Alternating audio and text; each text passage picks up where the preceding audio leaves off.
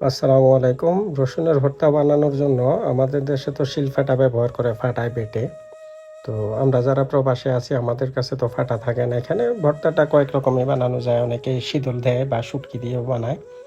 তো অনেকেই শুটকি ছাড়া শুধু পেঁয়াজ, রসুন আর শুকনো মরিচ দিয়ে একটু লবণ দিয়ে বেটে নেয়। তো আমার কাছে শুটকি ছিল না, সেজন্য আমি শুধুমাত্র পেঁয়াজ রসুন দিয়ে বানাইলাম। তবে এখানে আরেকটা বিষয় হচ্ছে, বানানোর পরে এইভাবে বাটার পরে সেটাকে আবার তেলে ভাজা হয়। সেটাতে আলাদা একটা ফ্লেভার থাকে, সেটার স্বাদটা আলাদা ভিন্ন হয়। তো আমি তেলে ভাজবো না, যেহেতু আমি তেল অ্যাভয়েড করে চলে, সেজন্য আমি তেল ছাড়াই শুধু রসুন আর পেঁয়াজের ভর্তাটা খাবো।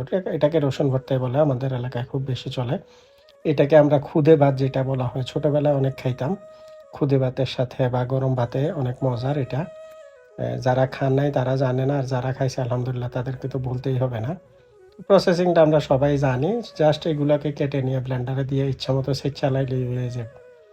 তো আমিও ব্লেন্ডারে দিয়ে কতক্ষণ ছেঁচা নিয়েছিলাম, আমাদের ভাষায় ছেঁচা বলে আর কি। যাই হোক, ব্লেন্ডারে এটা একটু ভালোভাবে ঘুরাইয়ে নিয়েছি, ঘুরাইয়ে নিয়ে ব্লেন্ড করে নিলে সুন্দর একটা ভর্তা হয়ে যায়। যেহেতু আমি ওই সিদ্ধ খাবারটা একটু বেশি খাই, খুব বেশি একটা তেল মশলা দিয়ে রান্না করি না, সেজন্য আমি একটু বেশি করেই বানাইয়ে রাখি। ২-৪ দিন পর পর বানিয়ে রাখলে আমার খাবারটা মোটামুটি চলে যায়। ধন্যবাদ সবাইকে। আসসালামু আলাইকুম।